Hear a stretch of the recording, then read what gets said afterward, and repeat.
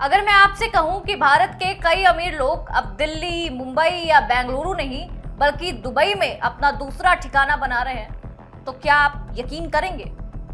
Dubai की चमचमाती skyline में हर चौथी प्रॉपर्टी डील के पीछे एक भारतीय निवेशक खड़ा हुआ है। 2025 में अकेले भारतीयों ने दुबई की रियल एस्टेट में करीब 85,000 से 95,000 करोड़ रुपए झोंक दिए। आखिर क्यों भारतीय अपना पैसा इतनी बड़ी तादाद में दुबई में लगा रहे हैं, आज के अनसीन में हम आपको ये बताएंगे।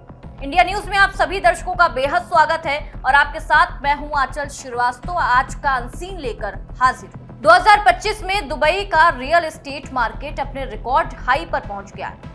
कुल AED 917 अरब यानी कि करीब 250 अरब डॉलर के 2,70,000 से ज्यादा सौदे वहां पे हुए हैं और इसमें सबसे बड़ा जो हाथ है वो जानते हैं किसका है? भारतीयों का हाथ है।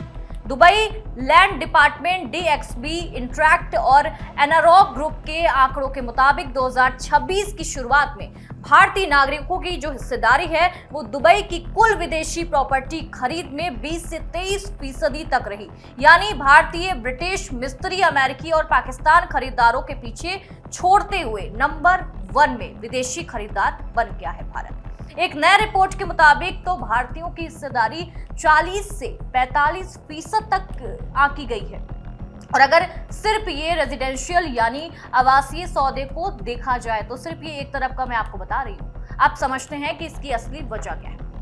पहली वजह है दुबई में जीरो टैक्स। दुबई में रेंटल इनकम और कैपिटल गेन दोनों पर कोई इनकम टैक्स लगता ही नहीं, जबकि भारत में हाई इनकम जो ब्रैकेट है उसमें रेंटल इनकम में 30% तक टैक्स लग सकता है। दूसरी वजह है ज्यादा रेंटल यील्ड है। दुबई में औसतन 6 से 9% तक का जो टैक्स है वो फ्री रेंटल रिटर्न मिलता है, जबकि मुंबई जैसे भारतीय शहरों में ये यील्ड आमतौर पर 2 से 3% के आसपास ही रहता है।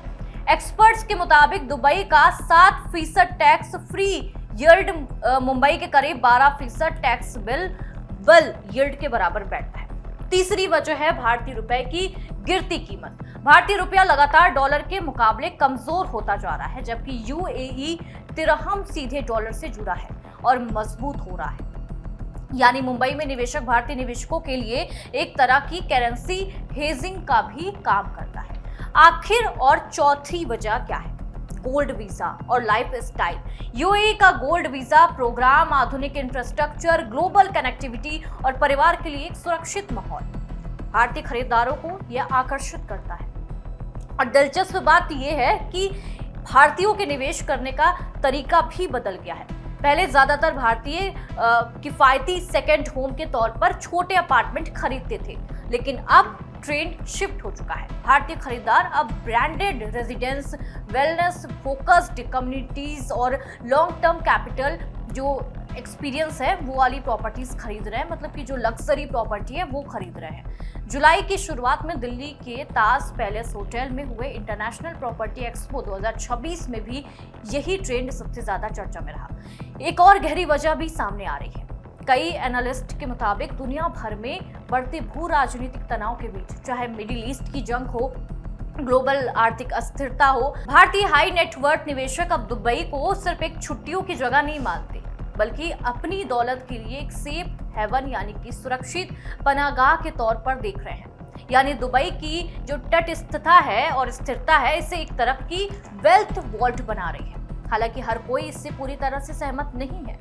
कुछ रिपोर्ट्स ये भी बताती हैं कि कुछ हाई नेटवर्थ निवेशक मौजूदा जो स्थिति है उसमें अनिश्चितता के बीच अपनी विदेशी होल्डिंग्स की समीक्षा भी कर रहे हैं। साथ ही दुबई में 2021 के बाद से घरों की जो कीमतें हैं वो 60 से 75% तक बढ़ चुकी हैं और मार्केट एक्सपर्ट का ये कहना है कि अब नई जो सप्लाई होने वाली है वो आने से कीमतों की जो तेज रफ्तार है वो थोड़ी धीमी पड़ सकती है। हालांकि मांग अब भी मजबूत बनी हुई है। तो कुल मिलाकर दुबई टैक्स फायदा, बेहतर रिटर्न, करेंसी सुरक्षा और वैश्विक अनिश्चितता के बीच एक भरोसेमंद ठिकाना बनता जा रहा है और यही वो वजह है जो भारतीयों को दुबई की तरफ खींच रही है। क्या आप भी कभी दुबई में प्रॉपर्टी में निवेश करने के बारे में सोच रहे हैं? हमें कमेंट में जरूर बताइएगा और आपको क्या लगता है कि इसके पीछे क्या बड़ी वजह हो सकती है, ये भी आप हमें कमेंट में बता सकते हैं। नमस्कार।